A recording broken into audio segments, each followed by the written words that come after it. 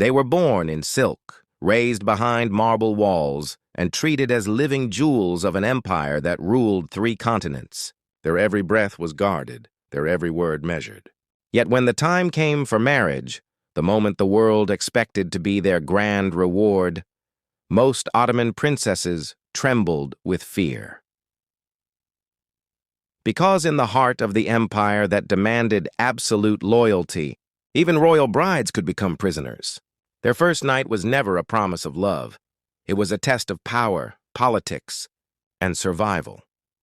This is the untold story of why Ottoman princesses feared their wedding night more than exile, more than betrayal, even more than death. The Ottoman Empire, in all its grandeur, was a world built on hierarchy, discipline, and absolute control.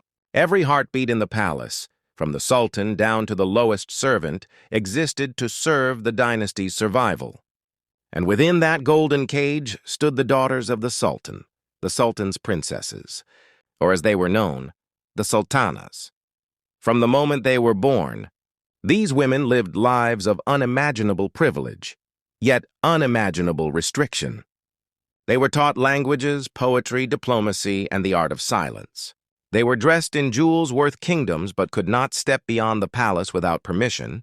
The palace, the Topkapi Saraya, was their home, their school, and their prison. Behind its lattice windows and perfumed gardens, every princess knew her destiny would be written not by love, but by politics. When a princess reached marriageable age, she was not given a choice of husband.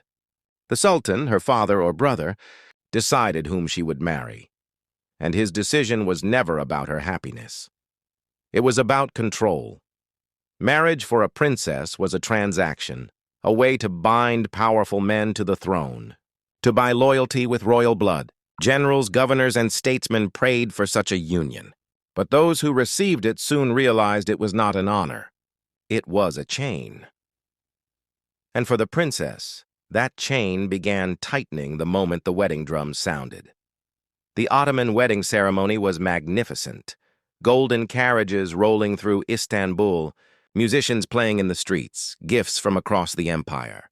But behind the music, behind the veils, the bride's heart often pounded with dread, because she knew what came next, the first night, a night that was less about passion and more about politics.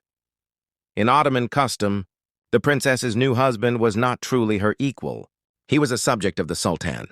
Even as her husband, he was forbidden from calling himself her master. In truth, the marriage was a reminder of who ruled the empire and who owned its people. That first night was never private. Before the princess could even enter her bridal chamber, eunuchs, attendants, and palace matrons inspected everything, the bed, the curtains, even the gifts, to ensure that the ritual was properly followed and that no betrayal or disobedience could occur. The husband knew that the woman awaiting him was not simply a bride. She was royal blood. To mistreat her was treason. To love her too much was dangerous. Imagine that tension.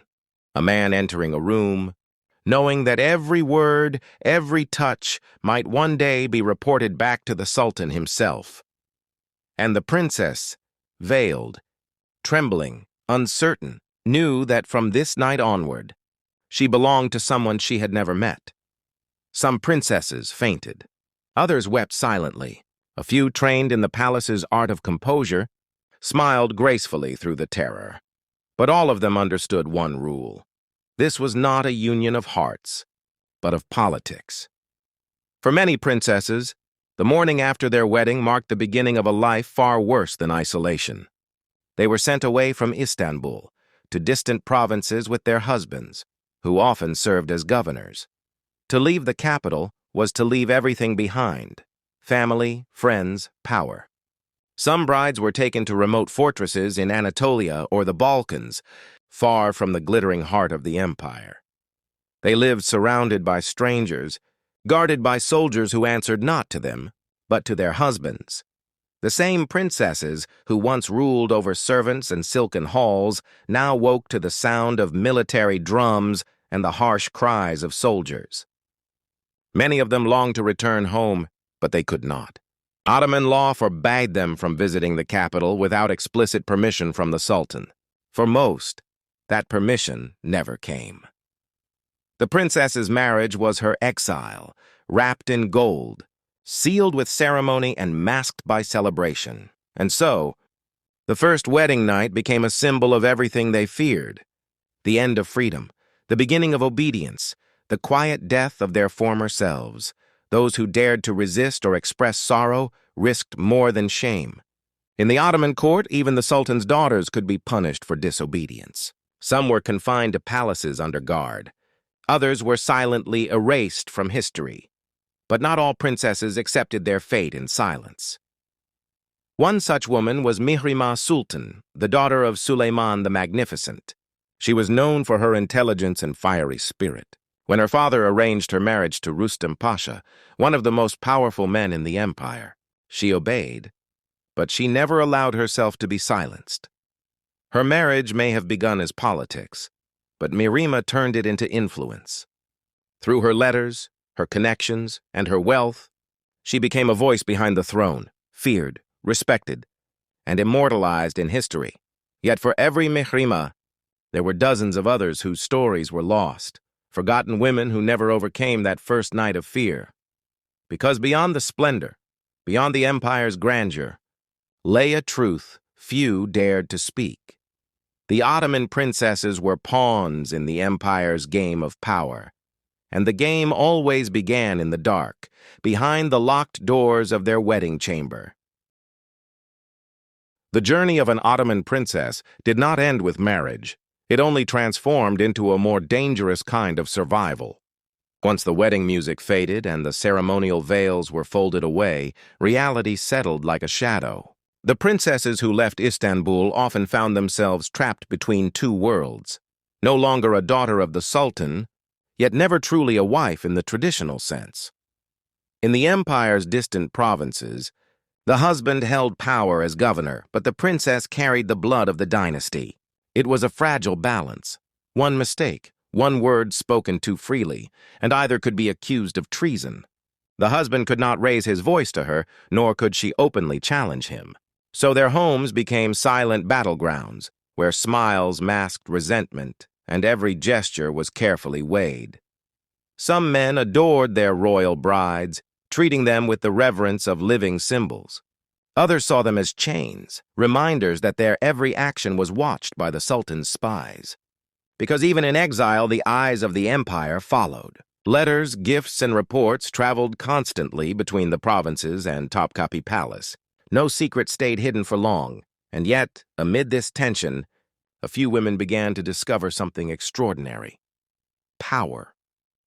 From their distant palaces, Ottoman princesses started building their own networks. They funded mosques, schools, and public works. They sent loyal servants to Istanbul to deliver secret messages. Through wealth, intelligence, and the authority of their royal blood, some of them learned to influence politics quietly, even from hundreds of miles away. One such woman was Esma Sultan, the sister of Sultan Abdulhamid III. Married off at a young age to a powerful admiral, she quickly realized her husband's influence depended entirely on her favor. While he governed ships and soldiers, she governed information, and information in the Ottoman world was more dangerous than any army. She used her fortune to support those loyal to her brother, building alliances that would one day shape the empire's future. But her success came at a cost. Every act of defiance, every whisper of ambition drew suspicion from the court. The Sultan's advisors feared powerful women, especially royal ones. In Istanbul, the queen mothers, the Valid sultans, often watched with a mix of pride and worry as their daughters grew cleverer, more politically aware, more independent, for they knew that a woman's rise in power could also lead to her ruin. The harem, though often misunderstood by outsiders, was not merely a place of pleasure. It was a complex political world where alliances, jealousy, and manipulation thrived. For a princess returning to the capital, this meant walking through a maze of rivals and informants. And yet, many Ottoman princesses learned to play this dangerous game beautifully. They mastered diplomacy. They wrote letters in coded language. They used marriages, adoptions, and charitable projects to build influence, but even the strongest among them could never escape the memories of their first night, that moment when they had been most powerless. It became a silent scar carried throughout their lives, reminding them that their beauty and status could be turned into tools of control at any time. Still, within those scars, many found a hidden kind of strength. Take Fatma Sultan, daughter of Murad III. Her early life was filled with fear, her first marriage a symbol of political duty rather than love. But as she grew older, she refused to live as a pawn. When her husband died, she used her widowhood to her advantage, turning her palace into a gathering place for scholars and poets. Her letters reveal a mind both sharp and poetic, a woman who had learned how to turn fear into authority. She once wrote, "A woman's silence in the empire is not weakness, it is strategy." These words became the unspoken truth of generations of royal women who followed her. Still, others were not so fortunate.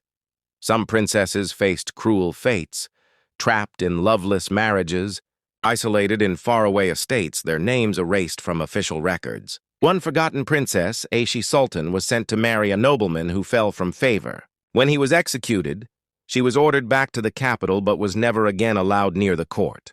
Her story ended in quiet sorrow, a reminder of how swiftly power could turn to peril. For the Ottoman Empire, women of royal blood were both precious and dangerous. They could forge alliances, birth heirs, or threaten the balance of the throne.